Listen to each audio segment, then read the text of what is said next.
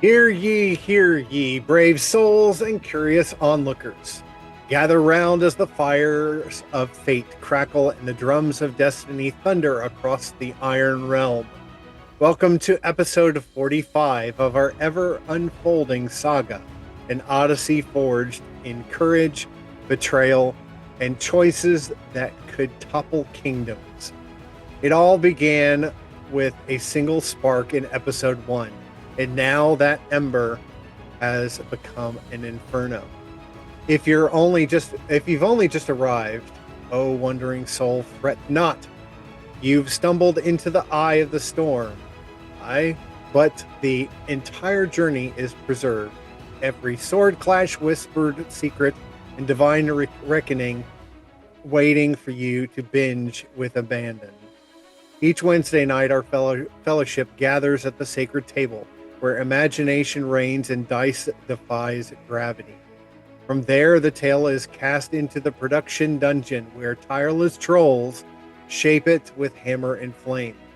And come Sunday, it rises anew, polished and radiant, unleashed upon the world via YouTube for all to witness. But lo, our reach stretches further still. We've sown breadcrumbs across the digital wilds: Facebook, Instagram, the Iron Realm Wiki, even the enchanted scrolls of Pinterest. Follow us, stalk us, meme us. We revel in it all. Now, before we descend into the abyss of tonight's episode, let us first honor the champions who will shape fate itself. When I call your name, rise from the shadows. Speak your first name, your character's name, their class, race, and level. Let the crowd know who dares challenge the Iron Realm tonight. First up is Tolnar.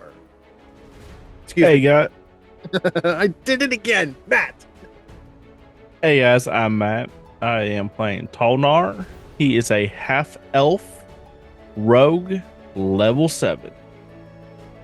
Next up, we have David. Hello, my name's David. I play Q, a halfling cleric, level 6. And we have Bradley. Greetings, I am Bradley, and I am playing Kingfisher Blue, a level 6 Er'fro'ren monk, way of the open hand, who is smarter than you, just admit it. Then we have John. Hello, I'm John. I'm playing Zechariah, a human paladin of the 6th level in service to the Alpha Bog. Alpha Za! And then we have Rhea. Hi, I'm Rhea. I play Lominde. She is a level 5 elven rogue who is very glad to be able to walk again. Unfortunately, we will not have Lisa or Allison with us this evening, but we wish them well in whatever they are doing this evening, but hopefully they will be back with us in the near future.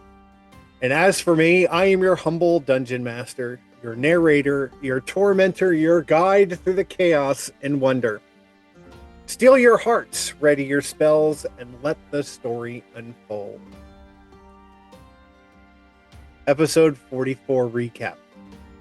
Title: Where the party discovers there are things more dangerous than overdue library fees.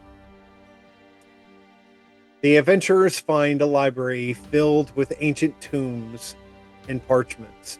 As they search, they uncover significant historical information about celestial movements and halfling lineage. Kingfisher Blue finds a series of books on astronomy, while Zechariah and Aaron Stormfell discover 6 volumes detailing the history of paladin orders in the Iron Realm.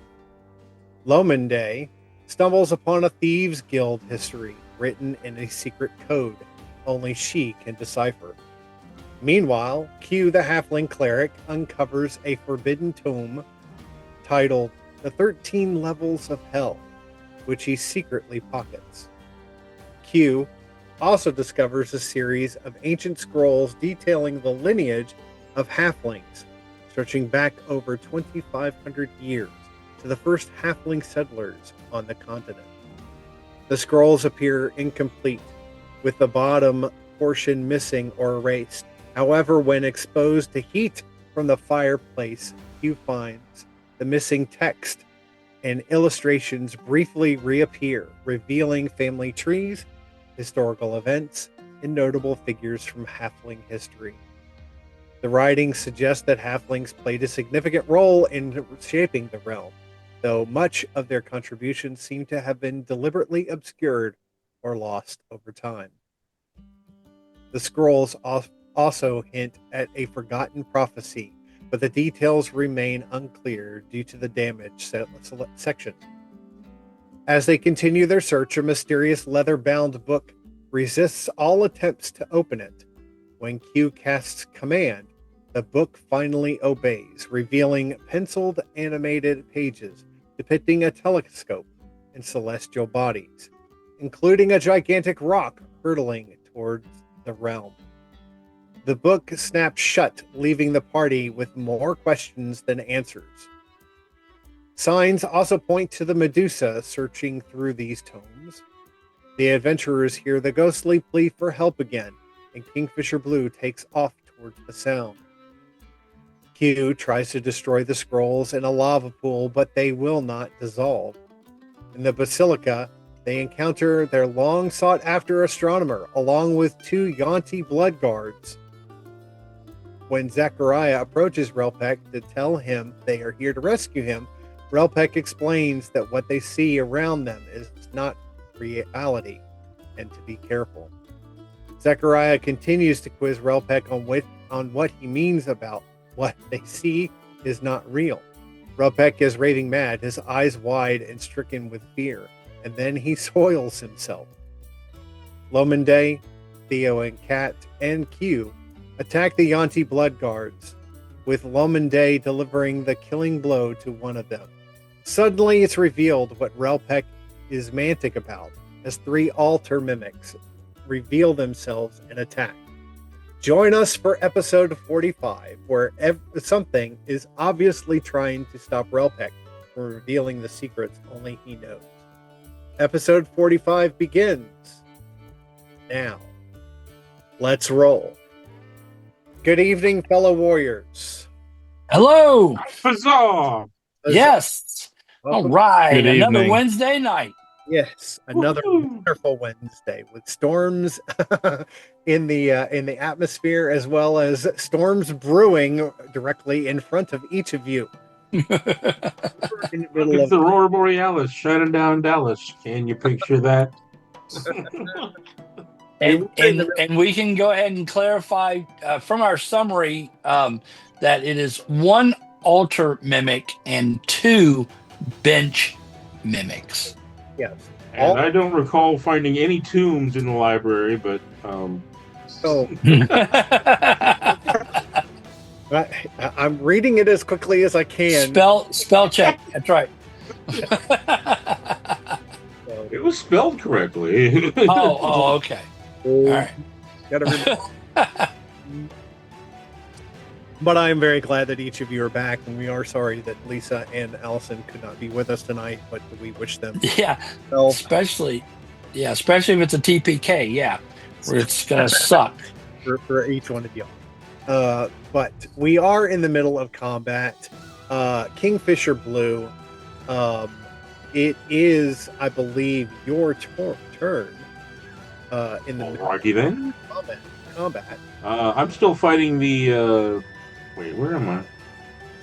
We're right there. With Yeah, you're on the Blood Guard Yellow. Bloodguard Yellow. Okay, yeah. So, that says smack him again with 2 of my vicious talon blows. Just a reminder to everybody, you are blessed. Oh, thank you. And that's a D4. Remind us to bless again, please. D4 for attacks and saving throws. There you go. Oh, it looks like Beyond is having issues again.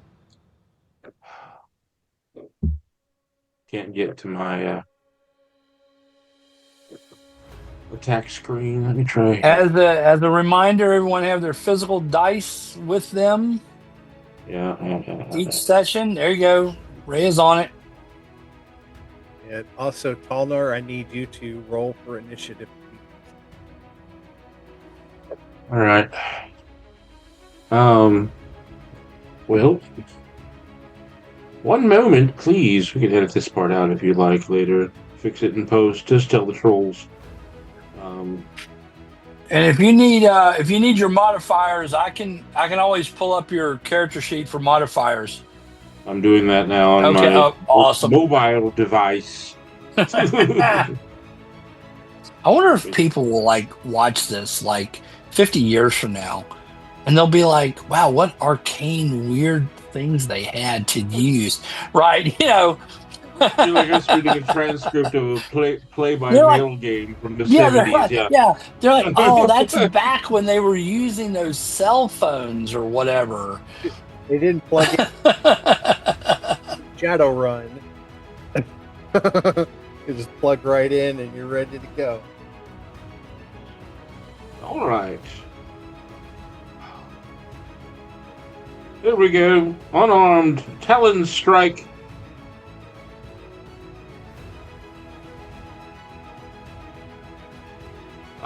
That's a 13 to hit with my first attack.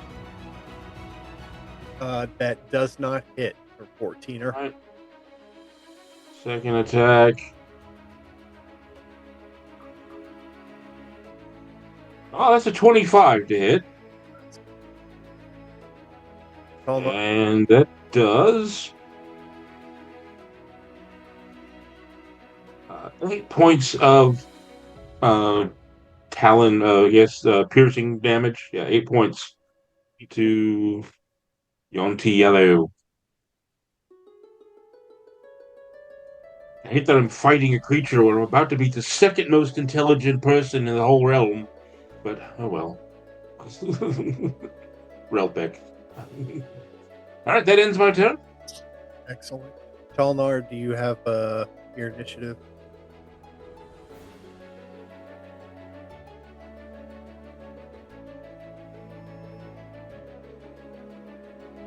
Can't hear you. Sorry, that's 7. 7? All right. Zechariah, that brings you. So I see the altar mimic, which is obviously right next to Relpec. And so I will move to attack, and let's start with some melee Spirit Walker's flail attacks. Here's the first one. Oh, and let's start with a crit. 27 to hit. That's a natural 20 plus 7. Their armor class is 12. If they were armor class 99, a natural 20 always hits. So that's going to be a 2d8 plus 2. And also some additional damage behind that. So, come on, some high rolls here. So 11 plus 2, so 13. And then a 2d6 radiant.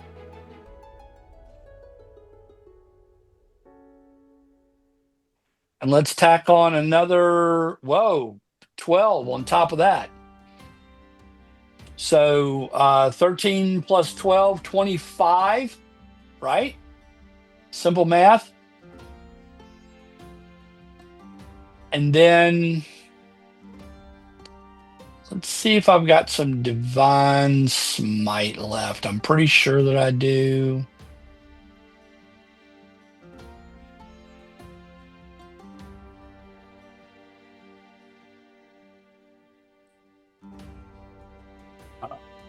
Hold on. Well, I have Divine Smite as a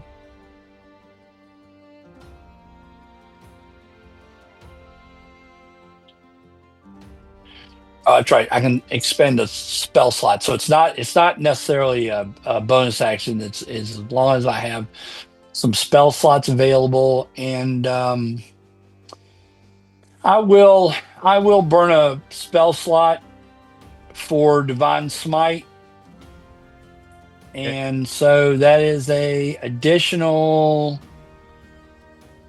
2d8. So let's roll up another 2d8 worth of damage here. Nice. And another 8.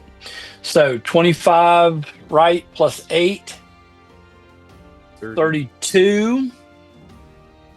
Let's start the night off with 33 Alpha Zod damage. 33 Alpha Zod damage to the Altar Mimic. And now that was the first attack. Well, it was. Here comes the second attack. Oh, well, now you know what? Okay, good. It wasn't a crit. Right? It wasn't a crit. Was not. It does show 8. No. Okay, so Do I need to pull out the sheet? you got to pull out the sheet. So here we go. The best. Hey, it was the best of times and the worst of times, right? Isn't that how the book started? Please roll a 20-sided die. Okay.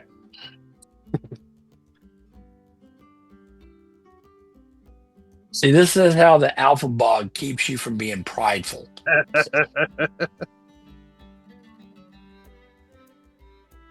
And surprise, it's a 1.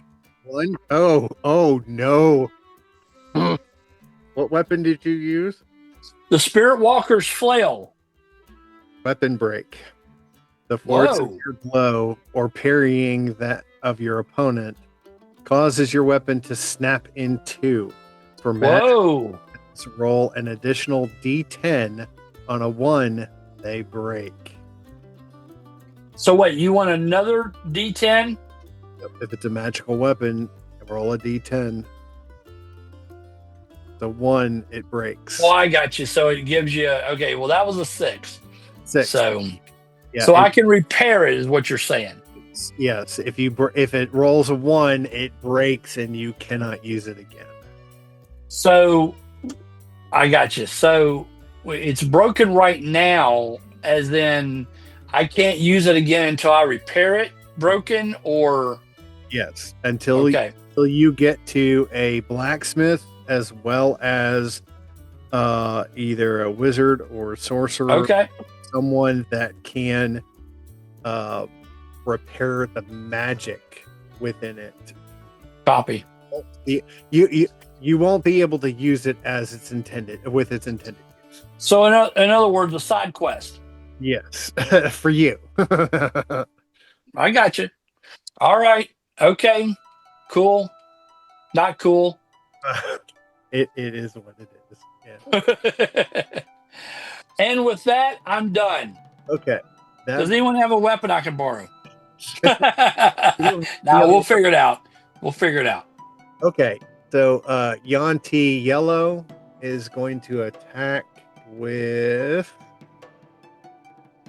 and of course I'm still on the mimic screen. I got to turn over to the Yanti screen.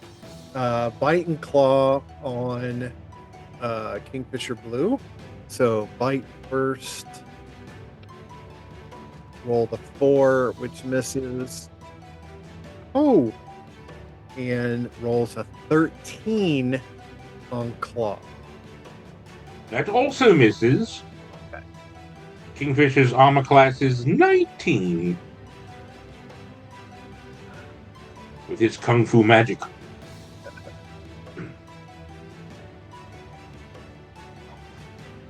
I call it the bird foo.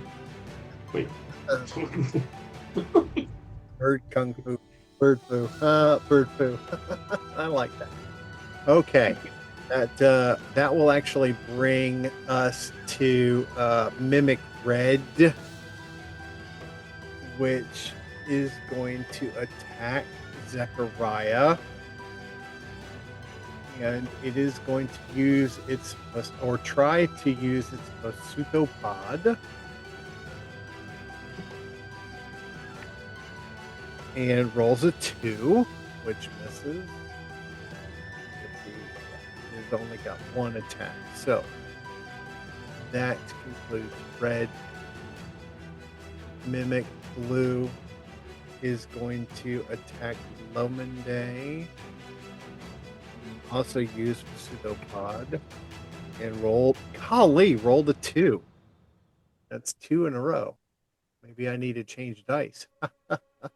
No. Green is going to assume that come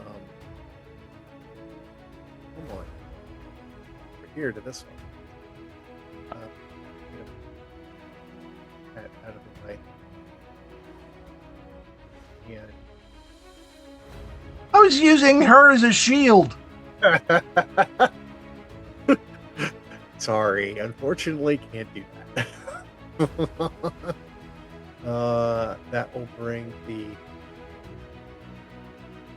the bench mimic into contact with Q, and he's going to use his pseudopod as well, and rolls a 3. Goodness. Okay, time to change out the dice.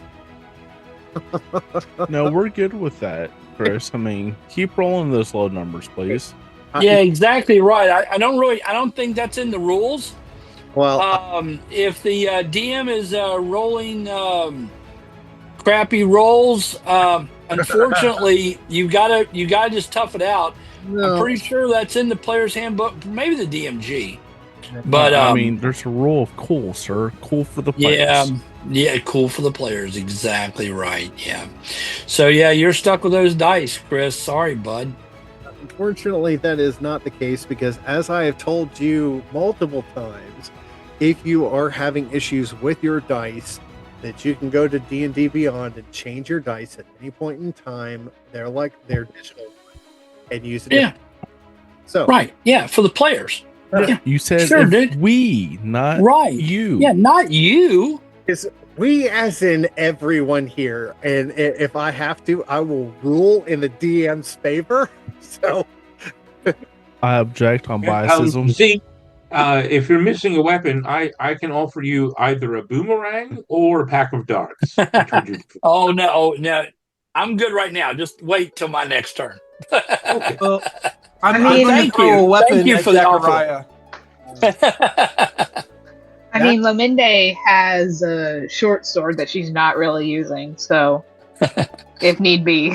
And I was going to throw my axe at Zachariah. Nice. well, look, if you To loan it to him, right?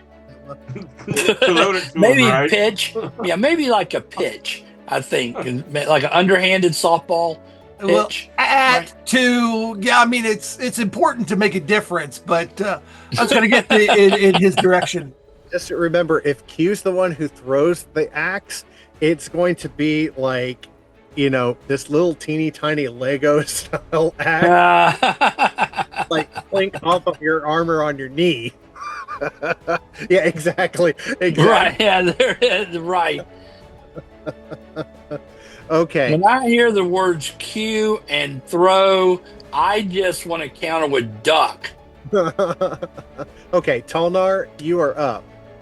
Okay, so I need a point of clarification. So I was able to watch a little bit of weeks. Everyone in the room has a blessing. That is correct. Correct. Okay. And two, how well lit would it be? Hold on real quick. I need to find out how far it really is up on me. I'm wanting to Wait a minute.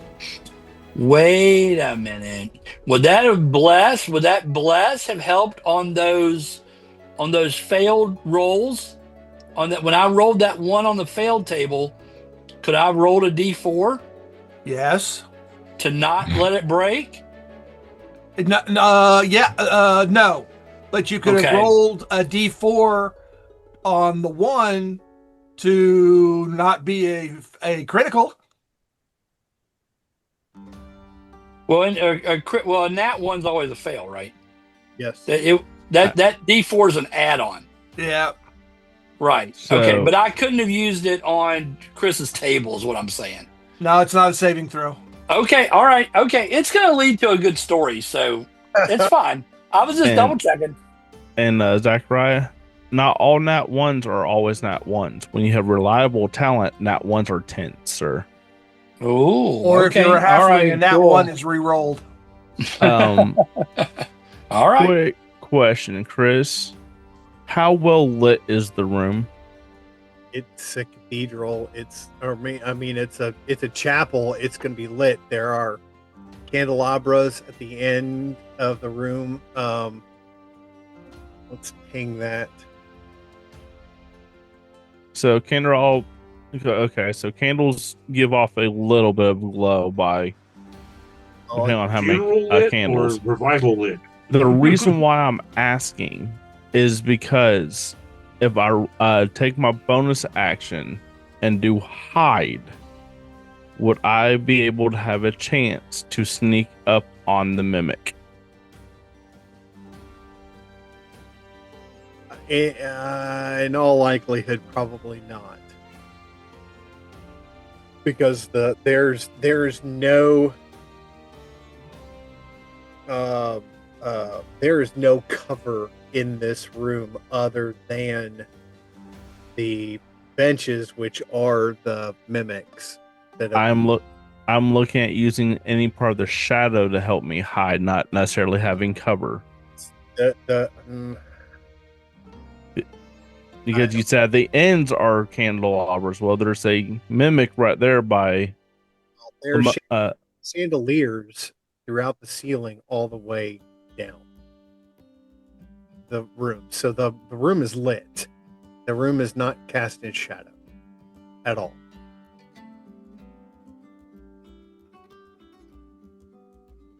Do you understand what I'm saying? yeah. So, since I can get a surprise attack and use a item I have in my possession that I've had for years that I forgot until recently, I am going to go ahead and flank the mimic with Lamonde, or sorry about butchering your name. Sorry. Don't kill me. That gives me advantage. So, and that did not help with that at all. So, and since I did not take my bonus action hide, I'm going to do bonus action and use my 2-weapon fighting with my short sword. And that didn't roll in there. And that is a fail as well. Okay, that's my turn. Okay. Well, at least welcome to the fight. No matter what. That will bring us to round 4 and Q. Okay, as I said earlier, I'm going to throw my great axe at Zachariah. At him or to him? In his vague direction. Slide it across. Yeah, underneath the benches. I'm going to fling it at him. Duck. Relpet, catch that. Right. And then for my action, I'm going to use my short sword and go for my mimic. And unfortunately, I did not bless myself, so that was completely useless.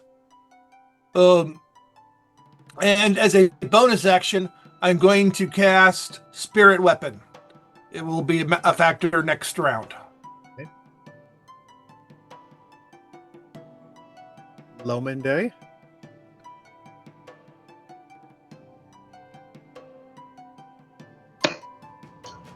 Okay, I am going to try to go after Blue, which is the one right next to me. With the psychic die, 24 to hit.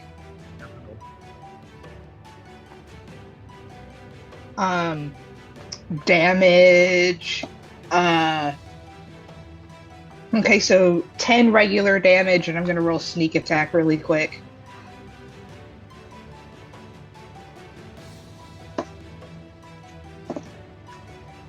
Uh, 16 sneak attack. 26. Yes.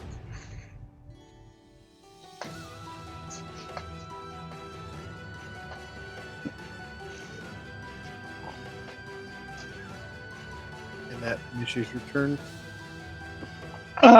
Sorry, I'm gonna bonus action, see if I can hit him again. You do get advantage, by the way, Oh, sweet. because we're flanking. So 26 to hit. Definitely hit. One away from a nat 20 on that one. And 4 damage. 4. He almost did as much damage as you did, Zechariah. That was impressive. And before I end my Nice. turn, I'm gonna have a quick clarification question. Matt said that there was an item for me that I might need to attune to. I will give that to you outside of combat. Absolutely. That's all. That's my turn. Yeah, just make a note of it that you need to speak with him about that in character. As you. Okay. Kingfisher Blue. What's up with you? All right. Well, seeing that poor Zeke has gotten a weapon, I will retain my boomerang and darts for the moment, and I will once again introduce my talons to the face of this Yonti. Rolling. The first one is a 28 to hit. I believe that does hit. And that does 9 points of damage to this Yonti. And my second attack.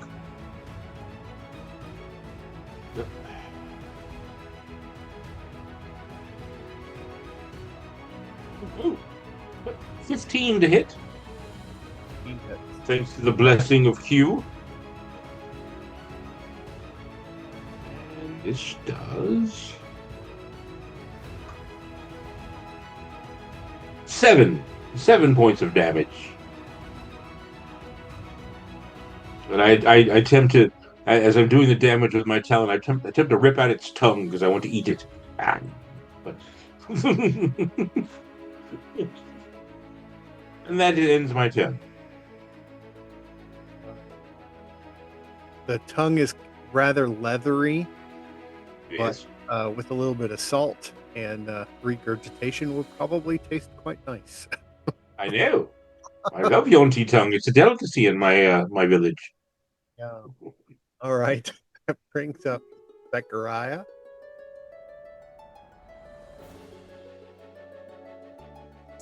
So, as I'm kind of mourning the fact that my go-to flail has broken, I do stash it away, and I kind of look back and I see the axe that was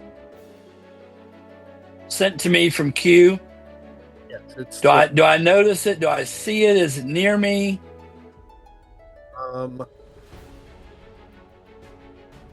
Without getting into, I mean, we could go into technicals about how far a halfling. Let's see how far. Well, no, I'm just curious because he obviously he's going to look around or he's heard this thing clank behind him or something like that. But is it something to where I have to disengage from this mimic to go get it, or is it at my feet? I'm just curious. It's actually, according to the stats, it would be a maximum, well, about 20 feet. So it Away from me? Okay. Which is fine, because when I look and I see... Hold it, John. Hold on. He throws it 20 feet. Okay. That would be right at your feet. Okay. That is his normal throwing. His maximum throwing is 60 feet, depending on his strength modifier. So whether I see it and choose not to pick it up or want to disengage from combat, I actually have on my back in a kind of a sheath this item that you gave me a long time ago, which I've not used. Uh-oh.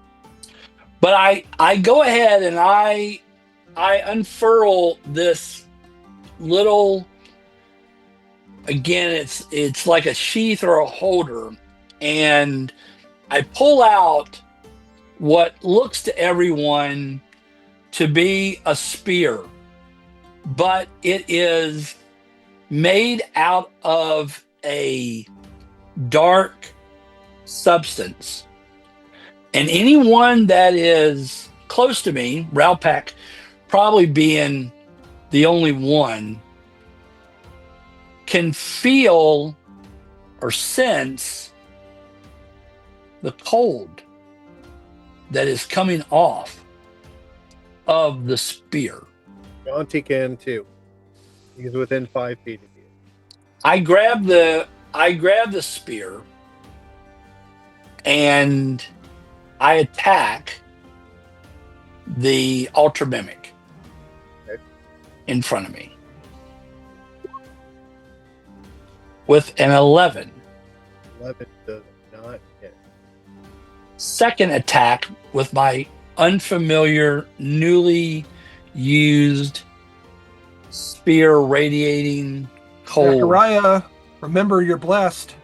So that's Add the D4. Ah, okay, hold on. Let's throw that D4 in there. Thank you for the reminder.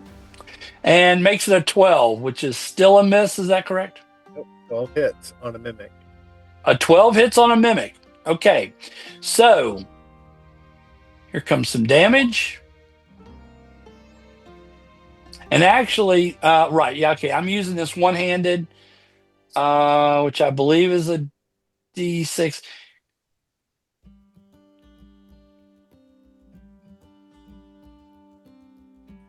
Yeah, I think the 1D8. So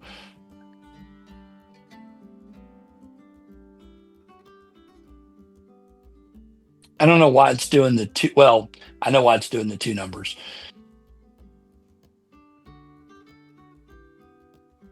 So 11. Oh, I see. Okay. So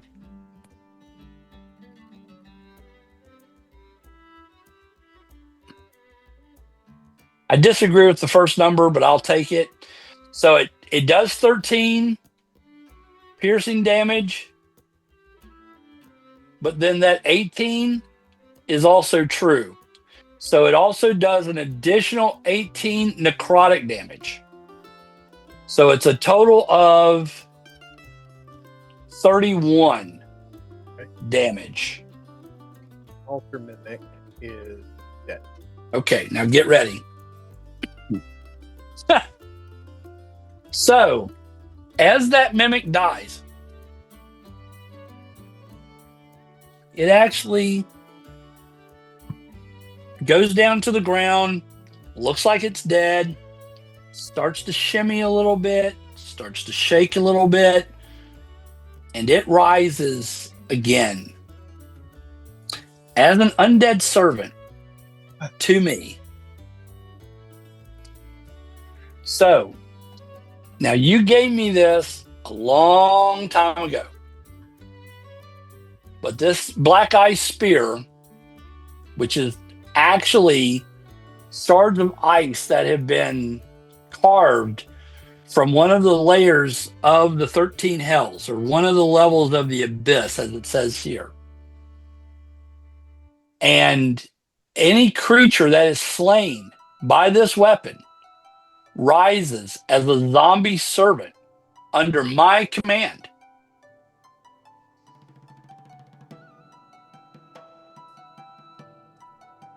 So you can create a ultra mimic zombie servant, or we can just use that token as the ultra mimic zombie servant, which is now under my control. Zechariah, that was quite the altar call.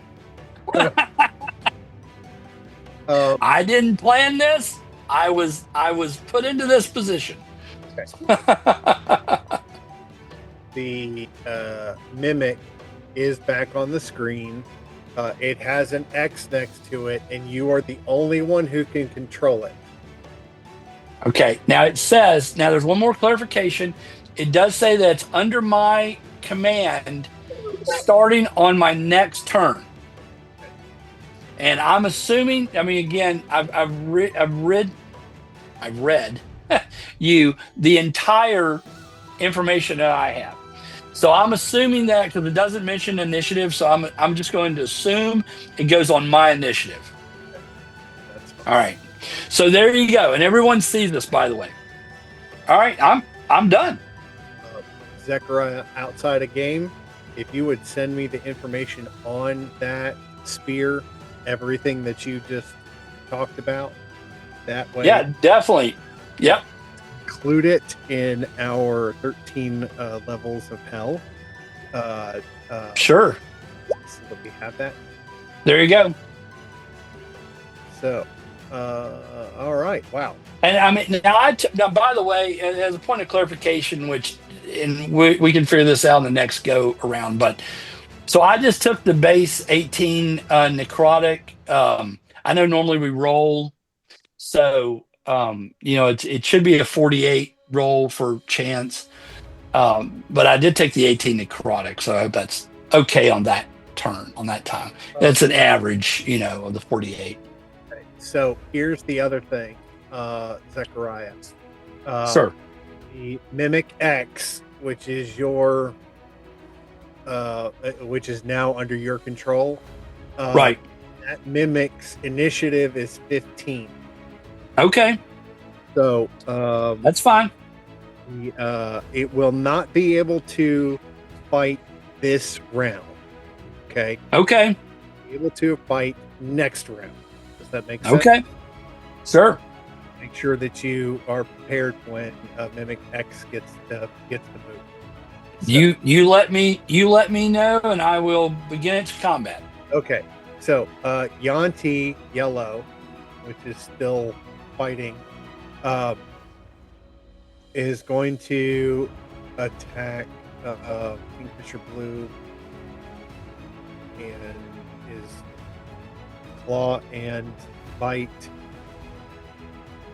Rolls a 10, which is a miss on bite. Needs a 19. 7.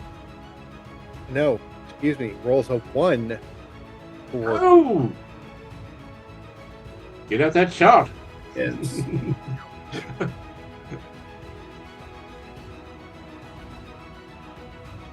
Boy, your opponent looks tough. Would you like to roll the 20-sided die for what he does, or would you like for me to do it? I'll roll it. Okay, it's completely up to you. I'm going to roll a 20-sided die in my handy-dandy dice tower. Rolling my cotton candy D20. Oh. 5. 5. Wild swing. The Yanti overextends itself, going for the kill. Your opponent, or the Yanti's opponent, which in this case is Kingfisher Blue, gains advantage on attack rolls against the Yanti for 1 turn. Arfazar. So there you go. For Avion.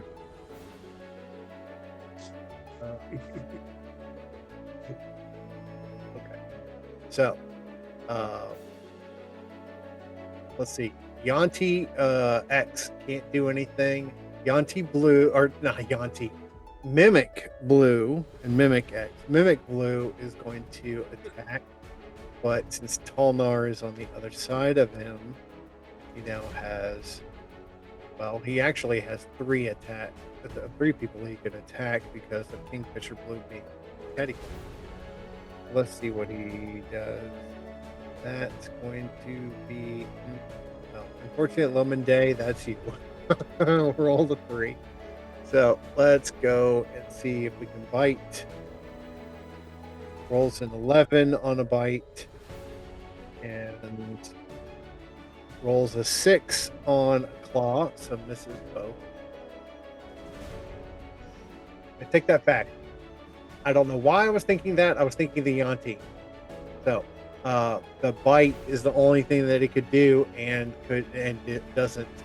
He only has 1 attack. So that being said, the Mimic misses you completely. Mimic Green is going to go after Q, and we'll try with bite, and does. Oh, another 1. Q, would you like to roll a 20-sided die, or would you like for me to do it? You are muted. I will determine the failure of the thing that went after me. Okay. I'm so glad you changed these dice out, Chris. A 9. A 9. 9. Oops. You hit an unintended foe in combat. Well, there's really nobody else around. Randomize all combatants within 5 feet and roll a second attack roll. If you beat their armor class, roll damage as if they were your intended target. So, let's see. So there's nobody but you around. So he's just not going to be able to attack anyone else. So, I mean, he is there. yeah, what is he going to do? Bite on another bench?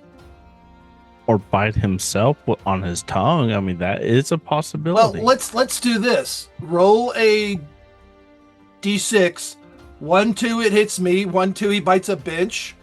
3, 5, 6, he bites himself. Okay. And rolls a 6, bites himself. Roll for damage, which would be 1d8 plus 3. Where's my d8? 1d8 plus 3. You want to cut a bench? Maximum damage. 8, 9, 10, 11 points of damage Nice. to himself.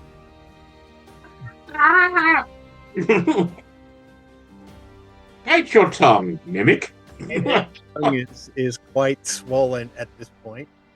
Okay, Tolnar, your turn.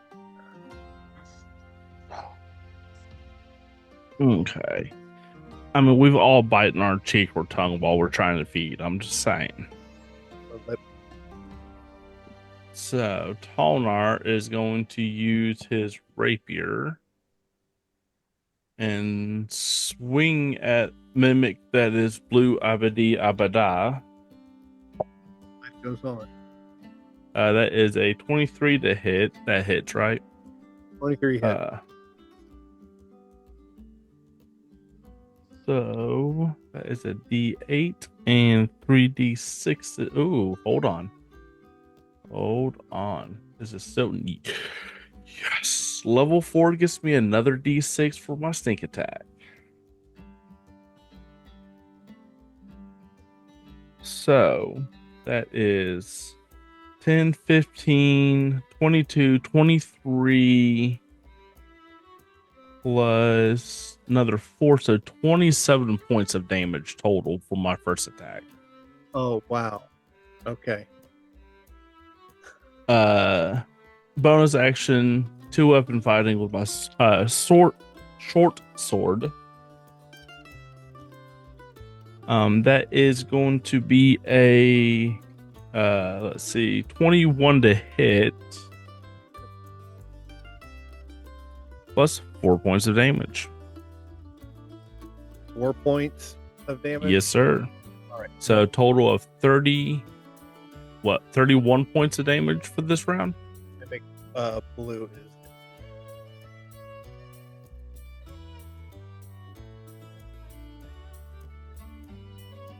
Unless you are planning on turning.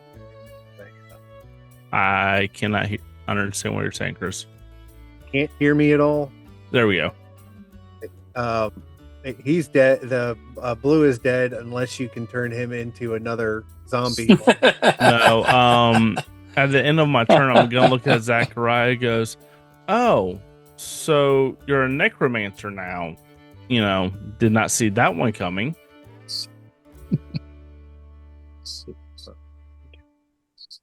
And that's the end of my The turn. Alpha Bog works in many mysterious ways. Always. Correct. Exactly right. This is all under the will and the purview of the Alpha Bog. The So- dark Alpha magic. Zog. Some might curse. Alpha. Okay. Q might need a new pet. You. Top I of don't know if I want to ride a mimic like I rode a sheep. But what if it was a sheep mimic? Okay. Well, I am going to strike at green with my Schwarzward, I see your Schwartz is as big as mine. and I'm pretty sure 12 is a miss. a 12 hits. 12 hits? Woo! On the mimic, yes. Yes. With a whopping 4 points of damage. However, my spirit weapon will do its thing.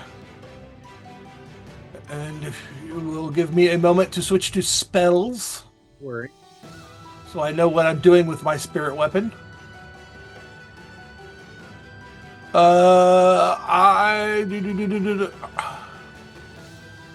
It is a +1 to hit. So I roll a nat 20. Oh my. Alphazar. Perfect. Alpha Zog. Yes. And 9 points of damage doubled. Okay, so 18 points of damage. I can't hit the thing, but my spirit weapon, thank you, Bog, pounds on it rather nicely. Okay.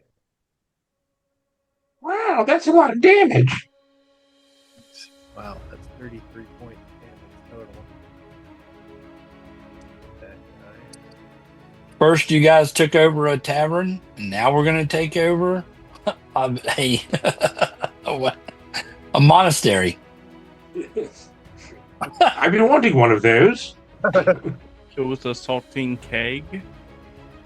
Not necessarily a tavern. Well, Yes. it's a tavern. It's a family eating establishment, especially if This- it's a family of bullywugs. This monastery is going to be one of the best Airbnbs in the Iron Realm. Oh, indeed. I High mean, profits. If you really want to go up into premium. with all the ice and snow just to get there, I mean, you're talking about such a secluded area. It's almost like was it the Overlook Hotel? Yeah. The shine. We're arranged for actually- a dirigible to fly people in. Well, sure. Well, yeah, I mean, we- sure. Seclusion.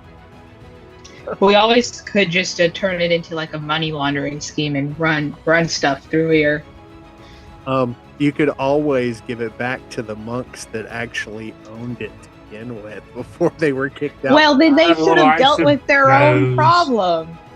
I There mean, 5 of them left. Wait, Everybody else is stoned. Chris, we can't give it back to those monks. They're dwarves. Dwarves are banned in the Iron Realm. They are banned throughout most of the realm except for here. Yes.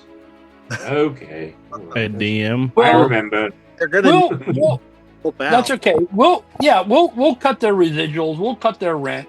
I mean, we won't charge them the full We'll make a price. I mean, it's a big month. Yeah, we'll make a deal with them. Oh yeah, Employee no pricing. worry. Of course, they'll have to work to Exactly. get it, but Yeah, employee owned, right? Isn't that what they call it? Employee owned. Yeah. Yeah, employee owned and operated. We'll get this worked out. That you guys are already making plans, and we haven't even gotten out of the out of the monastery yet. And the poor planning on their behalf does not constitute emergency on our behalf. Okay, Exactly. it's your turn. can't fault for losing it in the first place. Lominde, what you got? What I got is a nat 20. Oh, That's something. Go. Yes. There you go. This is how this night's Like, what going. do you have there? We roll nat 20s. The DM rolls nat 1s. This is perfect. the question is, who are you attacking? Because the monster that you were attacking has already been killed. Could I ask to maybe roll a perception check to see which one is doing worse off? You could certainly try. Why don't you roll and find out? Certainly try. Okay. Don't attack the one with feathers, please. You're in. Yeah, you're in range of both. You can walk to either one of them. So Yanti Guard, there's a Mimic X and Mimic Green. What does a 17 get me? 17? Well, that's quite high. You can tell that the Yanti is almost dead. Mimic X is very close to death. Mimic Green is getting there, but he is still doing pretty good. Mimic X is on our side, so Still, he's now this is interesting though. No one does bring up a good question, Chris. so he does. So when Mimic X or when my zombie mimic servant rose, did it rise with full hit points or with the hit point or what hit points? Right. Well, it He doesn't clarify that. technically speaking, at least in my head, once it comes back to life or life in quotes as a zombie, it goes back to zero or no damage to it. It's already dead.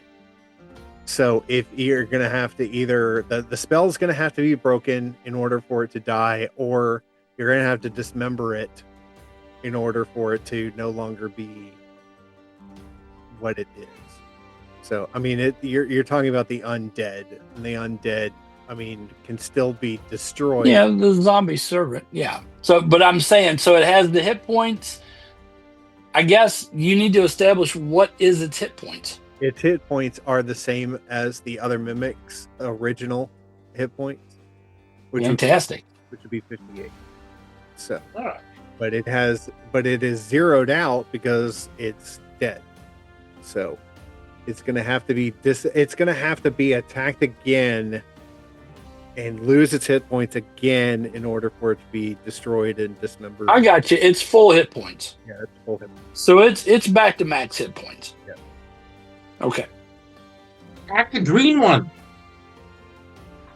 Did we lose David? Loman, well, no, there he is. All of a sudden, he pops up the screen. That was awesome. You got beamed in. Whoop, there he goes again. Okay, so Transporter malfunction. who exactly are you attacking, or are you attacking me? I am absolutely attacking. I will attack Mimic Green because I figured if I can throw something over Q's head and not hit him in the process, and I don't even have to move. You just have to throw it straight to throw it over Q's head. It's fine. If it hits, Yeah. I mean, I'm like 5'6" something, I think. Not 5'6", 6'6", my bad. She's twice my height. you could use All right. your stool.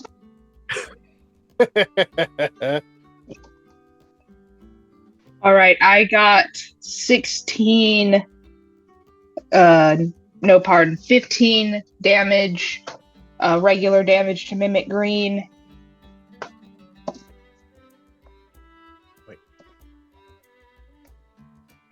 I rolled a 20, so I get to roll 2d6s plus my modifier, which is +4. That's your first attack, right? Yeah, and I So- haven't rolled sneak attack yet. And that gets doubled as well. I doubled the entire sneak attack. Oh my word. Powerful for a 5th level. Have to do some quick math. So my sneak attack alone is going to be 34 points of damage. Okay, if that's the case, then there's nothing else to do because Green is dead. Goodness gracious. On the mimic's dead. Amazing. Dead. What did you hit that with? What did you hit it with? What did you throw That at it? was well, my regular attack was my psychic blades, but my sneak attack was just me getting the jump on it, I guess. That's fine. But don't you have to be within 5 feet in order to do that? An enemy of the enemy has to be within 5 feet. So Choose that. Okay, because Q is 5 feet. He Right. can throw it over his head and hit it. or have an advantage on an attack roll. If we need to disregard it, it's fine. I don't want to metagame on accident. No, it's within the limits of how it's used because an enemy of your enemy has to be within 5 feet of it. That's why the very first game that we played, I could not use my sneak attack damage at all for the Yanti I was fighting. That brings up Kingfisher Blue. Kingfisher Blue. It really is a good song. You should put it somewhere in the broadcast. At the end, just play all our theme songs at the end. That'd be great. So look for that at the end of this episode. So we're going against the yellow there. So my Talon Strike is an 18 to hit on Yanti Yellow. And that does 6 points of damage. Again, I'm trying to pick out the tongue. So it's... My second attack is a 25 to hit. Yep. And that does 9 points of damage to Yanti Yellow. How much is that total? 9 plus, what was it, 6? 9 plus 6 is 15.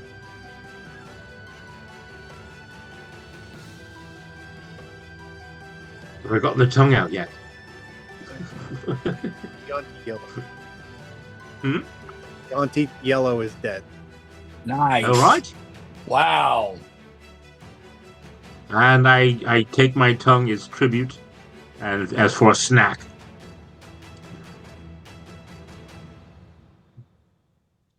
Tuck that in my robes for later. Some Yanti tongue jerky. Yanti Tongue Jerky. That's a very interesting name for it. We have to add that to our merch list. Serve that in the gift shop at the Saltine Keg. Yanti Tongue Jerky. Jerky. All right. Something regular and jalapeno. Yanti, that one. Both are gone. 52. That leaves Mimic X that you can either we are officially out of combat, so you can either I don't know, Zechariah, what you need to do or what you want to do with the Mimic. Whether you want to keep him moving or what do you want to do? I turn to the I turn to the group and I actually kind of move around to the mimic to let everyone see that it's not attacking. And I and I'm still holding the black eye spear. And I kind of wave it. I hold the spear up. I hold my hand up, my other arm, with the shield, and like to the group, I say, the Alpha Bog has blessed us, as strange as it might seem, with a companion. And this thing is under my control. And I believe that we should take this fortunate event and not destroy it for right now, and keep it with us as we make sure that we've cleaned this place of all evil. And again, to illustrate that, I kind of, I stay close to the mimic and show that it's not attacking me or attacking anyone else. Okay. Look, I'll travel with birds. I'll travel with dwarves, even though I don't like them. But I gotta draw the line at something that changes shape. Your blessing actually allowed this to happen, along with the power of the Alpha Bog. So what is it that was said earlier? Poor planning on your part does not constitute a problem for everyone else. Fine. You can keep the thing. I keep my axe at the ready. If that thing so much as twitches in my direction, I'm going to whack it in twain. Make it into two. Paul- Go ahead. Paul looks over at Q and goes, "You don't travel things that change shape. Where's Hugh?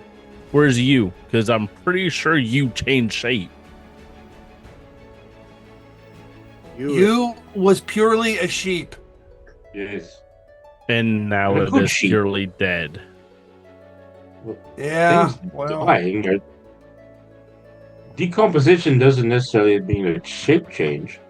Well, I kind of does, think actually. it does. Yeah. You go from Ugh. fluff ball to bones. I mean, one is bigger than the other. And there's a gross All middle right. stage. and as you can But, see, I'm not dealing with you anymore either.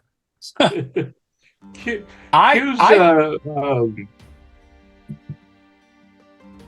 reservations aside, I think this could be a valuable tool. We'll just keep it as far away from our friend Q as possible. We'll let Q ride on it. Not only no, but no. 13 hells no. As fast as Q actually runs around places and leaves everybody else behind, I don't think you will have a problem with the zombie altar mimic going after him. I want to So, turn my attention to Relpec, actually. Same as well. So how is Relpec acting? I'll actually kind of send the I'll keep the zombie altar mimic kind of behind me, or I'll kind of I'll move my hand. I'll give it some instructions to kind of move behind me, so maybe he doesn't see it, maybe, or at least I try and block it from his view. But how is Relpec doing? Is he still as mantic as he was before? His eyes are darting everywhere, and I would like to invite Relpec to step into my bowling bag and find himself a change of clothes, take a bath, that sort of thing, and then reemerge refreshed and that sort of thing. Well, Is that Don't be something we a man. really have time to be doing with Oh, sure, the it's- world ending imminent disaster. Yes, because he'll be in and out in like 3 seconds. It's a timey-wimey, wibbly-wobbly thing in there. So he'll be able to at least, get himself cleaned up and get on a fresh pair of skivvies before, so we don't have to smell him. Okay, but where is he at mentally, Chris? I mean, does he seem to want to take Kingfisher Blue's instructions, or I mean, is he still looking around and he's still nervous? I mean, I want to take a read on this guy. He's understanding what you're saying, but he is in such a state that he cannot seem to respond to what you were saying. The offer of going into the bag at first promising, and he starts he's back from it. He's just not. It's apparent that his brain is going a mile a minute. The problem is that his brain is complete mush. And what I will do then is I will go into the bag myself. I'll bring him a fresh robe and a fresh sheet for Q. You got any gummies in there? Yeah, sure. Do we have any calming gummies? Calming gummies. Do we have any of those around? Would you like the THC or the CBD? I've got Oh my goodness. Our wizard friend is not here. Yeah, I'm sure there's stuff. Oh yes, but Philip left me some goodies. I mean, bring those back with you. I'll be right back. And so I'll, and for those who may not be aware, if you didn't go back to episode 1 and watch all the way through, the great dungeon master has allowed me this gimmick, where my little bowling bag is like the suitcase from Fantastic Beasts, Where to Find Them, and which copyright that woman I won't talk about, and so he can. It's a whole little world in there that he can go pop in and out of, and there are friends and items, a small hobby farm, that sort of thing. So I will get Rilpek a fresh robe and bring out a new mount for my good friend Q, and we shall continue. A new mount? Yes, I have a herd of sheep in my bag. It's just so you come back out with a bathrobe and a sheep. Yes, and this one is named U2. Nice. But I still haven't found what I'm looking for. Exactly. Welcome to Wednesday nights. Welcome to Wednesday night. With or without you, you're getting a sheep. That's what.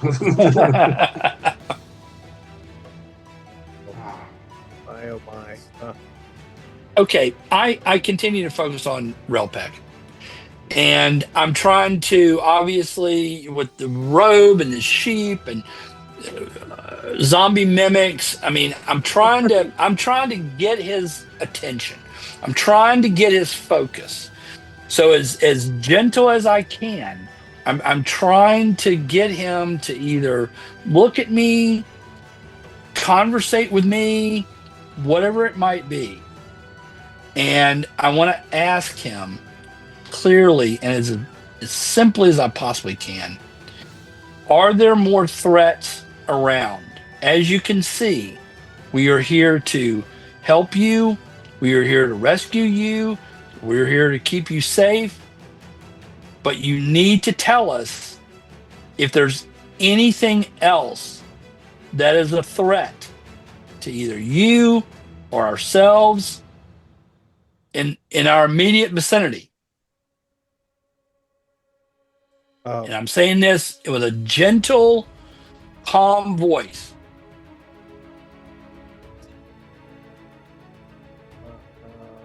Roll a persuasion check. Okay.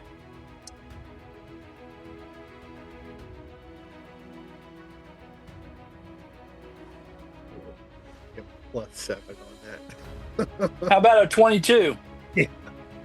Oh, yeah. Yeah, if you need a persuasion check, call him Zechariah. 22. The Relpek's mannerisms. I mean, he calms down just a bit. Can't type. He, the jitterness, the mantic behavior, it just kind of washes off of him as he listens.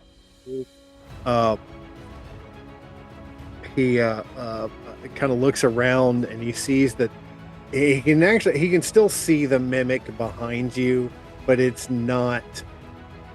He is not afraid of it. Okay. He can see the carcasses of the other beasts and stuff, and it's almost like a realization that that someone is actually here not to hurt but to Good. He kind of looks at you and looks around and as clear as he can through a gravelly voice, because he's not talked to anyone for so long, or it's just been this little phrase here and there of the room is not what it appears.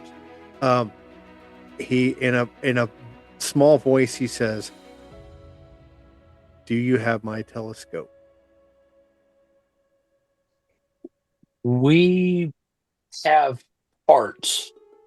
We could very well have your entire telescope.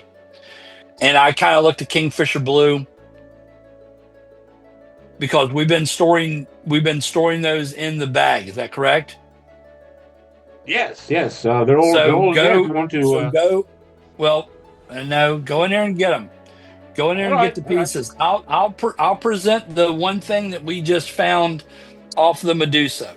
So I'll produce that and hand that to him and say, we have been collecting parts of your telescope, we believe, for the last few weeks as we've been fighting our way to you. The past 3 years, in fact. Well, oh yeah, that's right. There was a time jump. That's right. Yeah, I'll just say years we have been trying to reach you. So again, I'll produce warranty.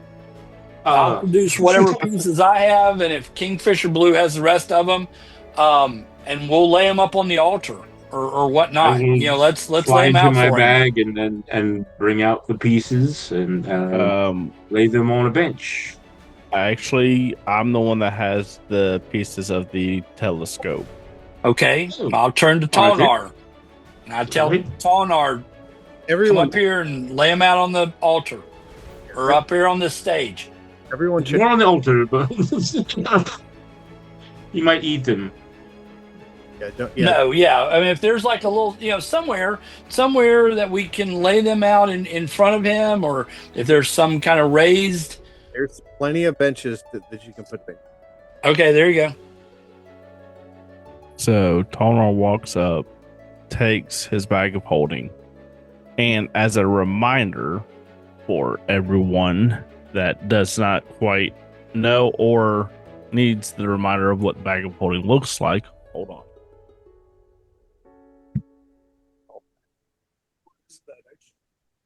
No. I'll do that in a minute. So I will put the bag of holding up. Unzip. Did someone steal your bag of holding? No, it's actually on the other side of the room. So I unzip the top and start pulling out pieces of the telescope. I pull out the lenses, I pull out the body, and just start piling it out on the, I guess, lack of a better word, of altar and possible altar of sacrifice. I don't know. Dealing with the creatures we're having, and then Zachariah with his necromancy type thing now. And I step back away from the pieces that I put out there for him. And I'll add that little piece that we got off of the Medusa. I'll put my piece with those others. And like I said, I don't know if So Kingfisher Blue, you don't have anything in the. You didn't have anything in the golf bag or in the satchel. The bowling The bag. bowling bag. Bowling bag. That's right. I mean, I'll bring out the books and whatever else might be relevant, but I forgot that yes, Tolnell was holding the pieces. Okay, cool. So there you go, Chris. So we'll, whatever we have amongst nice. Oh wow. Did you make that, Matt? Turn your blur off or something. Can't see it. Yeah, it's blurry. And we can see that.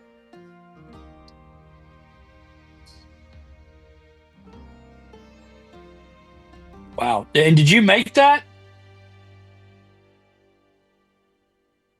Because people are going to want to buy one. No, I did not. When I worked in a certain facility, I actually ended up getting it custom made for me. Wow. Okay. We Very like to cool. refer to them as gated communities. that is really cool, man. So Chris, essentially, like I said, we're presenting or pulling out or revealing everything that we have about that we think are pieces of the telescope. I mean, anything that we've collected. I mean, I don't know all of our notes, but anything that we would have on us, like I said, in regards to the telescope, pieces of the telescope, notes that we've talked about the telescope, and whatever, this is the reveal, right? This is where we'll just lay it all out on the line. If we have it, put it on the benches and see what his reaction is. I'm trying to get the handout to come up. Okay. You guys can actually see the handout. I don't know what. Here's my handout. Well, so in roll 20, up at the top, I believe it's under. I've got the image. I just can't seem to get it to want to show it. Have you created it as a handout? Yeah. Okay. From what I remember about roll 20, it's just a thing that just says show players or show something. But you create the image as an actual handout. I've got it as a handout. Okay. Show. We like to call it a hand up, not a handout. No. Okay, here, a mysterious note. I saw something. Yeah, here, a mysterious note just popped up. Try that again. Under our journal section. Yeah, I've got it. It looks awesome. You see it? I do. Everybody? Yeah, everyone, if you go under your journal tab at the top right, you'll see a little thing called mysterious note. You can rename that, by the way, Chris. And mysterious note is the image that Chris is trying to show to us. And you can just click on it. Oh, yes, I see the mysterious note. It's quite there. handsome. You go. Yeah. And like I said, Chris, if you want to, you can rename that mysterious note Relpec telescope, whatever you want to do. But it's got the Atari wood grain on it. I like it. It's actually a very unique looking telescope or item. That is what essentially everything assembled. Okay. Relbec actually takes every one of the pieces that you have and spreads them out on the table and starts to put them together. And the only thing that's missing, and he looks at you and says, "There's one piece missing to this." And it's the ball that's at the very center below the telescope itself that helps it to adjust. But he says the ball has the entire world etched in it. or etched upon the ball. Yes, Matt. There is a sphere that we did put in there, if I remember correctly, from the past campaigns or past Group? story. I think there. I mean, all we knew was a sphere. We don't know if it's the actual ball itself. I do remember putting a sphere in there. I believe we called it the atmosphere. So, well, again, Chris, we would have brought everything out. So if you have some notes that counter that we just haven't found that particular thing, then that's fine. But I mean, if this would have been something that we would have run across, I mean, it would be there. So, are you judging that it's something that we have not found? I'm looking through everything. I don't have anything that says that you've gotten that one piece. You may have gotten a sphere, but whether it's actually the telescope or not, a part of the telescope or not, at least from the items that have been presented, it's what is needed is not there. Okay, so and we presented the sphere, and he said, "No, that's not it." Yeah. Okay, Only a hemisphere. so I that's right. So I asked Relpac. I go, can you can you fill in some blanks here, Relpac? Why was your telescope disassembled or broken apart? Do you have any recollection of that? What? How I will talk. I mean, here's the source, right? So tell us the backstory. Tell us the story of what happened here. From the moment you were kidnapped, why were you kidnapped? Who kidnapped you? What has been going on for the last, again, 3.5 years or whatever? Tell us the story. First of all, it's not 3.5 years. 3.5 years in we players' time. Not the same as their time. Their time has only been, maybe 6 months at the most. Okay. Okay, I thought we had a time jump somewhere. Well, or was that the last campaign? Well, yes, you are correct. But from his perspective, I mean, everything is relative. He's been captive for all this time. He doesn't know up and down and in and out. So the players that went to sleep, yes, it's been 3 years since you went to sleep. And okay, but for him, everything is Catty-Wonker messed up everything else. So okay, but still, I'll ask him to tell us the story from the moment. What? I just basically, I wouldn't want to know, or I think we all want to know, just what is his story? What's his side of this whole story that we've been chasing after him? Again, how did he get captured? Who captured him? What's been going on until this moment right now? I have been working on reading the signs from the heavens for years through manuals and manuscripts and parchments and the sightings of old. When I wrote things down, they made sense, but they don't make sense now. And that may be because time has changed. What I do know is that the creature that held me captive,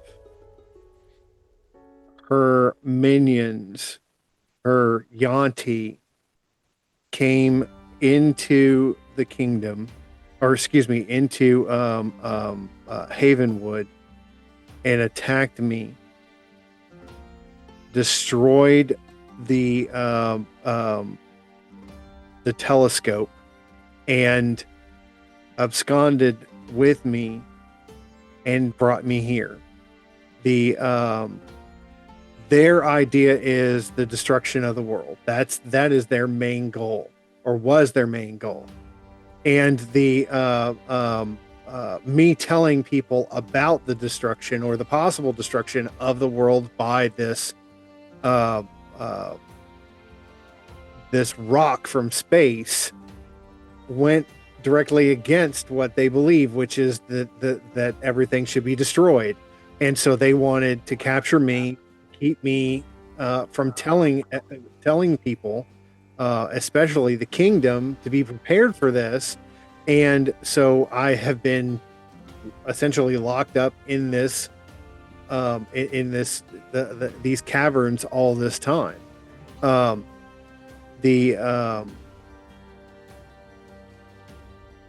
The telescope that you have found was what I was using at the time to be able to predict the time and date that this was going to happen. But now I have no idea what the date is, what the time is, where I am, and what exactly is going on. I appreciate and thank you for rescuing me, coming all this way. I know also that the dwarves will be very thankful to have their monastery back. If you were successful in killing the Medusa, correct? As far as we know, yes. I put I put my flail in the middle of her heart, and she's dead, as far as we know. He shakes each person's hand, with the exception, obviously, of Kingfisher, which he shakes. Strokes his feathers. I gently present my towel. I gently present my talon in recognition with of his people that he doesn't. His vast intelligence.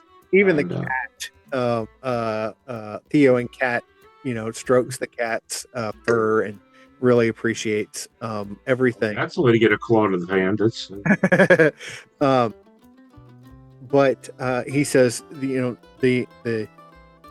the one thing that is missing is from the telescope, in order for it to work the way it's supposed to, is the ball that has the entire world etched upon it.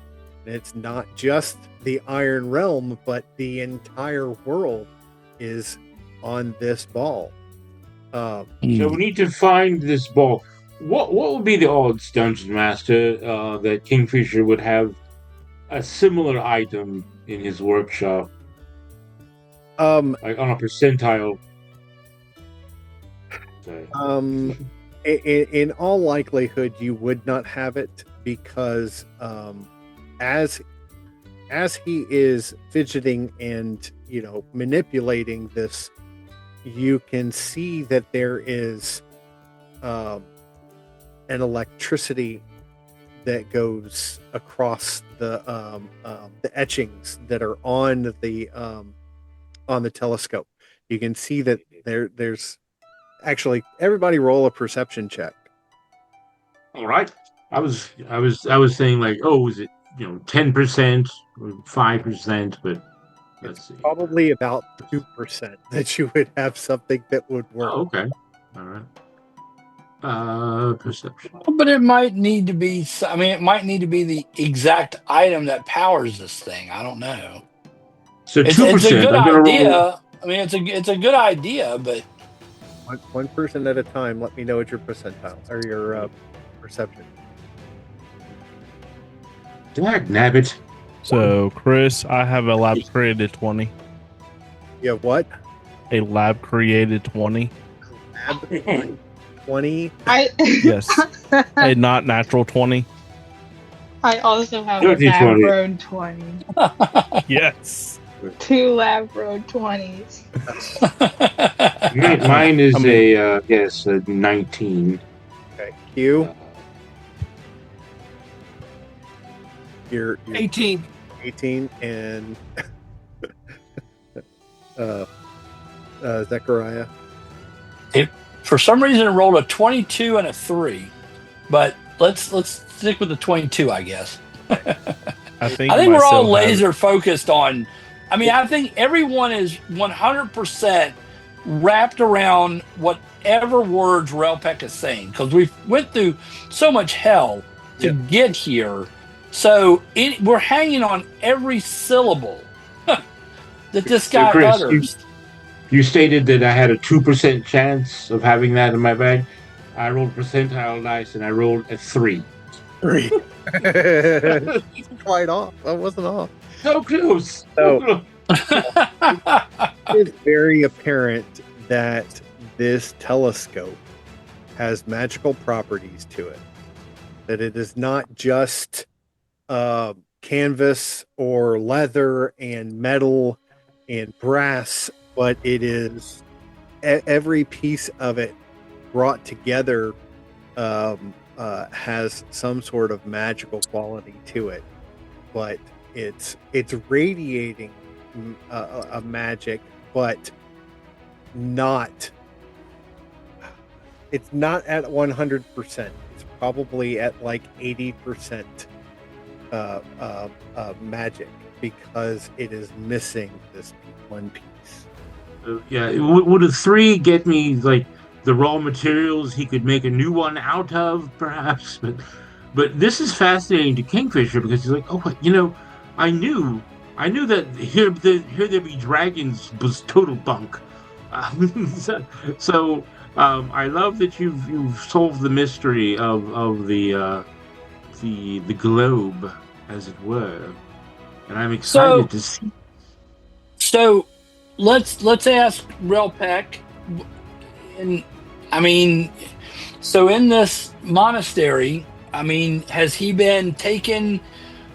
Is there any areas that he would have been taken into that, possibly he would have known where this ball is at? He looks at you and says, I have been dragged through every room and every floor, from the top to the bottom, because when the Yuan-ti came back with me in tow, they did an entire sweep of the entire monastery, even into the catacombs and even into the crypts. And I was forced to go with them because they did not want me out of their sight, for all intents and purposes. And he gives a visible shudder at the thought of what they had done to him. I mean, he is dirty from head to toe, and yes, he does look at Kingfisher Blue and says, "Thank you for the robes and the clothes. Unfortunately, not only is my skin dirty, but my soul is as well, because I have not been able to provide my kingdom with an answer of when this cataclysmic event is going to happen.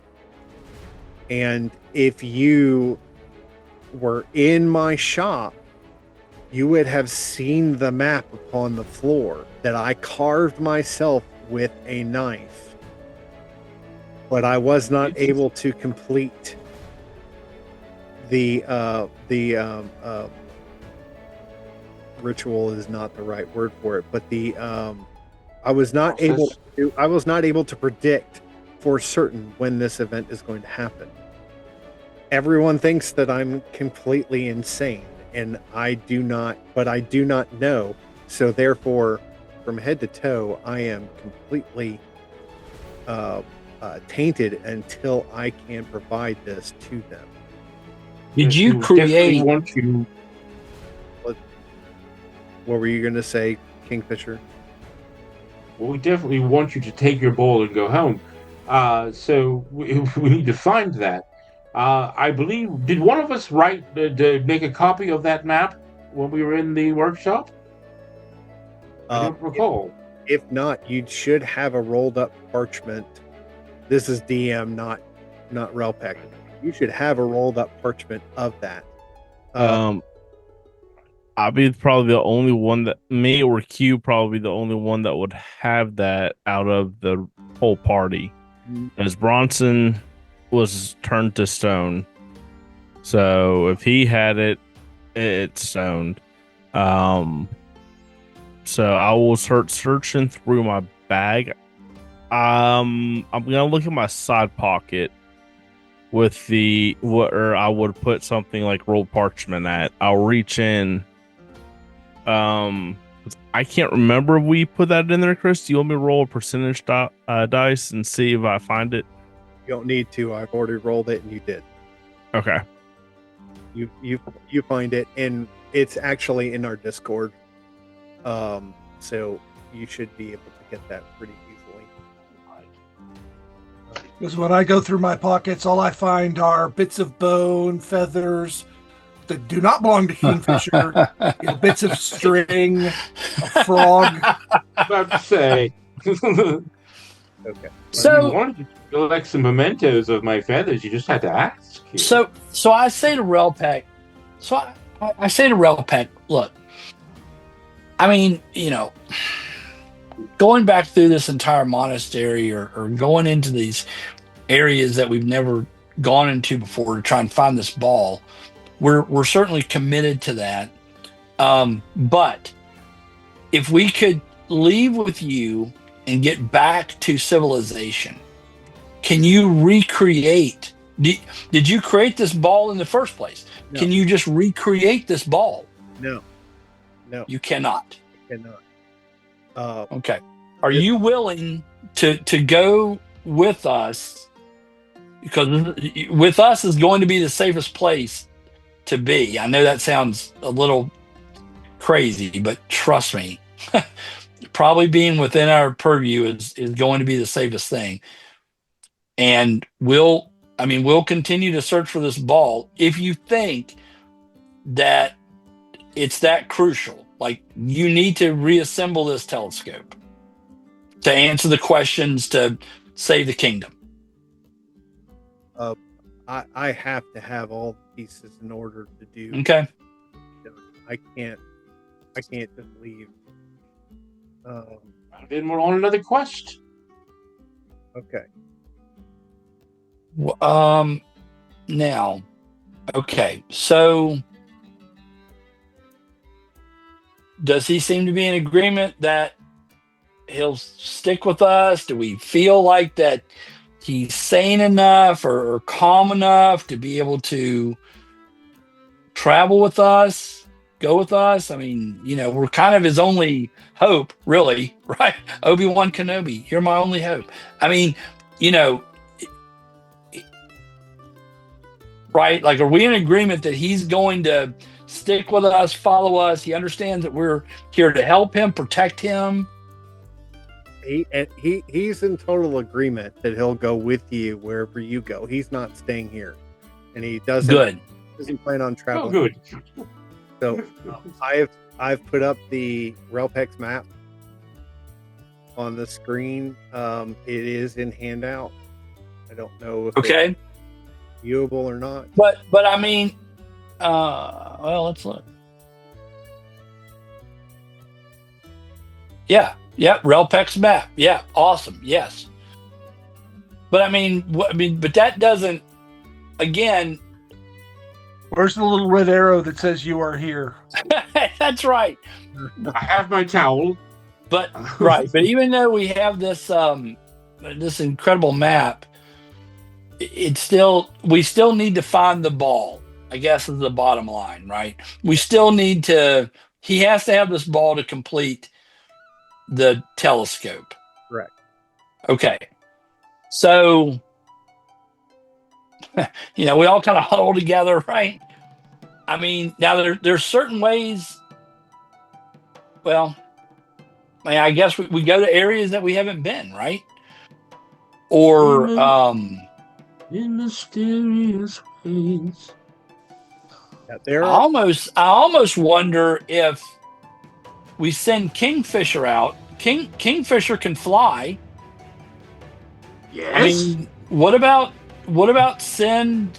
I mean, I look at Kingfisher and I go, I mean, do you want to recon some of the area? Maybe not go too far, and then come back and report to us. We'll stay here in the Basilica. And All right. I'd be happy to do that. I'm just trying to think. I mean, we can keep trumping around this monastery, but now we've got Ralpac. We're down a couple people. If we run across a problem, I don't know. I'm just brainstorming. I'm just throwing it out there. Do we want Kingfisher to fly around and try and recon some areas that haven't been entered yet? I'm perfectly fine with doing a recon with my wings. I have lost all emotional connection to the mortal realm as it is, so why not?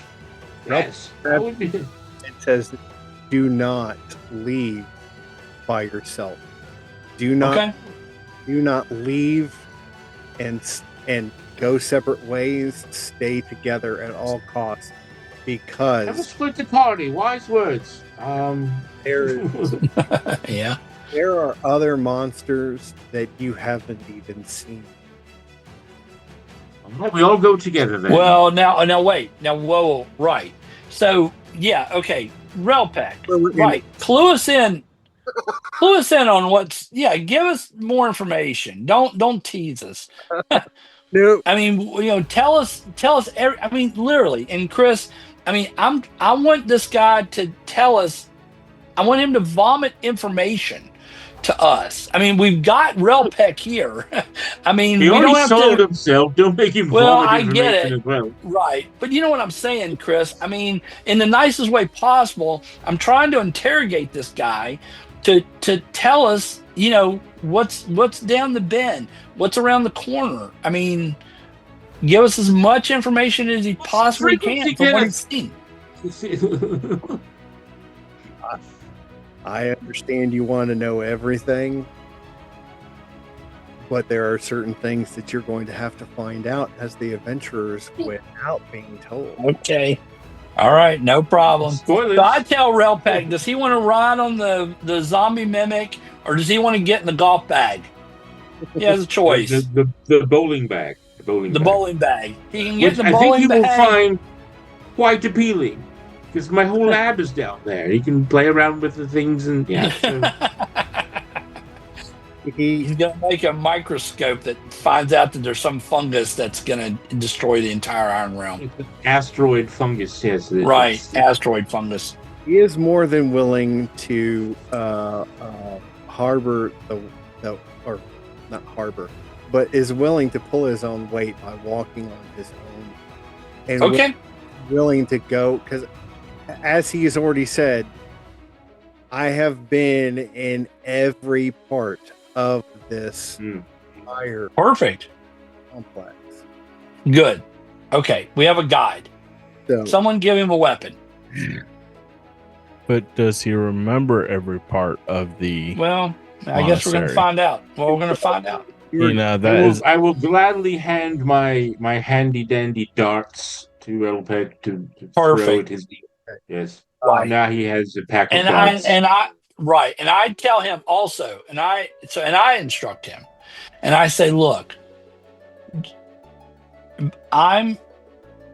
we are obviously going to guard you, but I'm going to try and keep you as safe as possible. And if we get into a hairy situation or a bad situation, I'm going to stick with you best I can. But if I break from you, you need to try and keep yourself as safe as possible.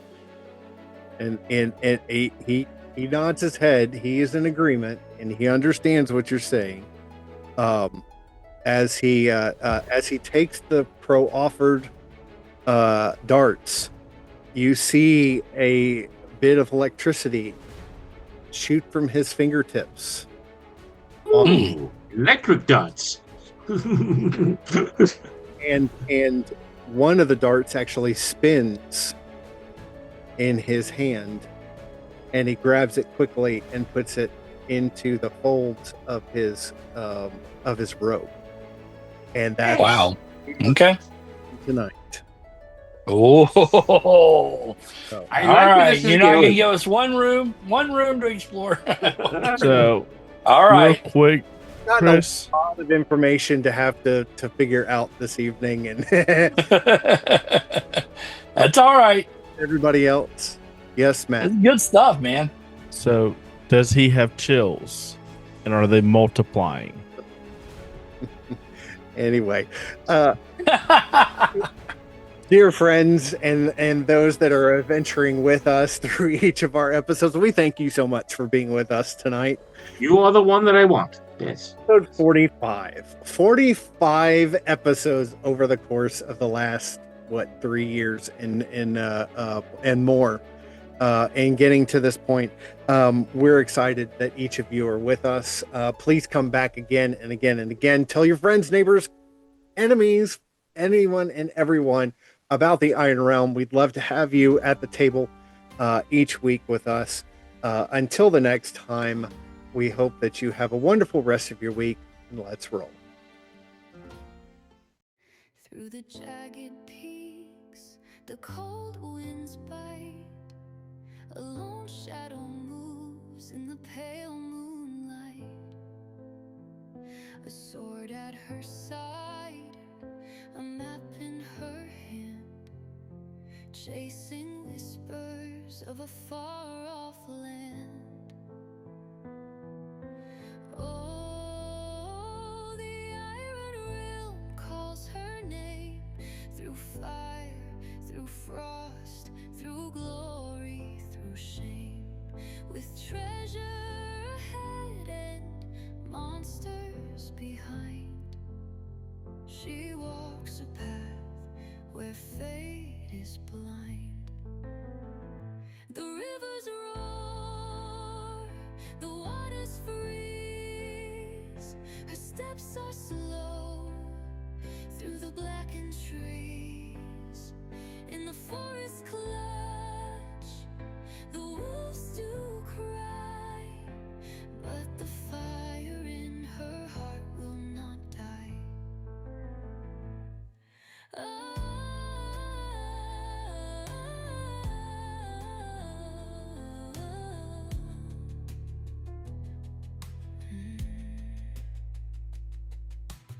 Oh, the Iron Realm calls her name.